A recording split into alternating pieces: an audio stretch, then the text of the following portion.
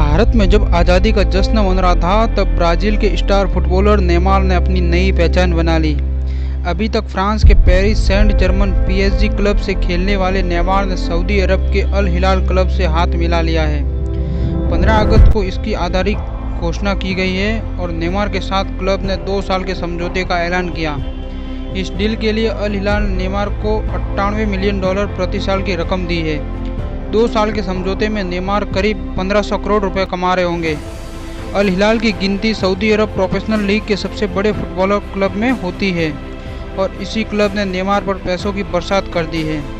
लेकिन आपको बता दें कि इस तरह सऊदी अरब जाने वालों में नेमार सिर्फ अकेले नहीं है, बल्कि इसी साल की शुरुआत में पुर्तगाल के स्टार फुटबॉलर क्रिस्टियानो रोनाल्डो ने भी यूरोप को छोड़कर सऊदी अरब का रुख किया है। रोनाल्डो को इस लीग के अल नासर ग्रुप ने साइन किया है। उन्हें 2025 तक साइन किया गया है और हर साल करीब 1700 करोड़ रुपए बतौर फीस के तौर पर मिल रहे हैं। 37 साल के रोनाल्डो के लिए ये डील इतनी अहम है, इसका अंदाज़ा इसी बात से लगाया जा सकता है कि वह सपरिवार रियाद में ही शिफ्ट हो गए।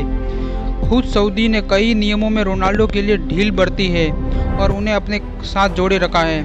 नेमार रोनाल्डो के अलावा Karim Benzema, एंगोलो कांते, Jordan Henderson, Riyadh मैहरेज और रॉबर्टो फर्मिनो जैसे स्टार खिलाड़ी भी सऊदी अरब के अलग अलग क्लबों से जुड़े हुए हैं। इन सभी को करीब यूरोप के पुराने क्लबों से 3 गुना सैलरी मिली है। सवाल उठता है कि आखिर अचानक ऐसा क्या हुआ कि पिछले 1-2 साल में दुनिया भर के स्टार फुटबॉलर सऊदी अरब जाना शुरू हो गए।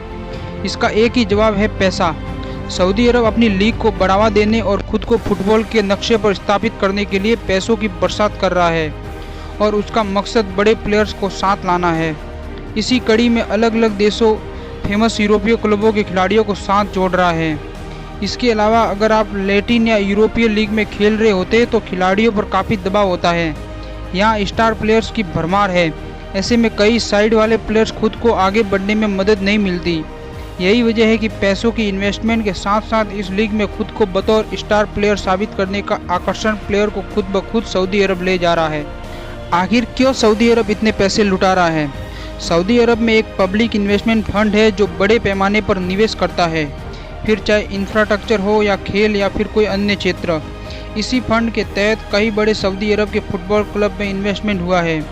अल नासर, अल इत्तिहाद, अल हिलाल और अल अहली इन क्लबों में शामिल है और यही वो क्लब है जो बड़े खिलाड़ियों को साइन कर रहे हैं। सऊदी अरब का मूल फोकस खुद को फुटबॉल की दुनिया में काबिज करने का है।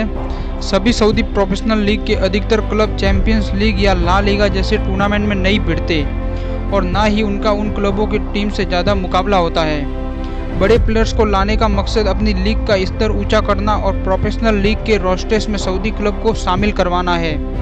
तेल की दुनिया का बेताज बादशाह सऊदी अरब कैसे अचानक फुटबॉल में इतना इन्वेस्टमेंट कर रहा है? इसका भी अहम कारण सऊदी अरब की नज़र 2030 या उनसे आगे के फुटबॉल वर्ल्ड कप पर है। वह इस वर्ल्ड कप की दावेदारी करना चाहता है। कतर के बाद इस इलाके का यह दूसरा देश होगा जो इस तरह वर्ल्ड कप की मेज़बानी के लिए आगे बढ़ रहा है। यही वजह है कि खुद को फुटबॉल की दुनिया में ट्रेड में लाने, फैंस के बीच पॉपुलर बनने के लिए और खिलाड़ियों के बीच भरोसा पैदा करने के लिए सऊदी अरब ने अभी से काम शुरू कर दिया है। इसके अलावा एक और कारण है कि दुनिया में अभी तेल पर निर्भरता को ख़त्म करना चाहती है और ईवी, सोलर ऊर्जा जैसे विकल्पों को तलाश रही है। इसी कारण की वजह से वेनेजुएला, सऊदी अरब और यूएई जैसे बड़े तेल एक्सपोर्टर देशों के लिए एक चिंता का विषय बन चुका है। इसी कारण की वजह से सऊदी अरब, यूएई जैसे देश अलग अलग सेक्टरों में निवेश कर रहे हैं जिससे कि तेल पर निर्भरता कम हो सके। तो दोस्तों, कैसा लगा वीडियो? आई होप कि अच्छा लगा होगा। ऐसे और जानकारी पाने के लिए हमारे चैनल को सब्सक्राइब कर दीजिए और बेल आइकन को दबा दीजिए जिससे आपको वीडियो की नोटिफिकेशन मिलती रहे। तो मिलते हैं एक नए वीडियो के साथ, तब तक के लिए जय हिंद।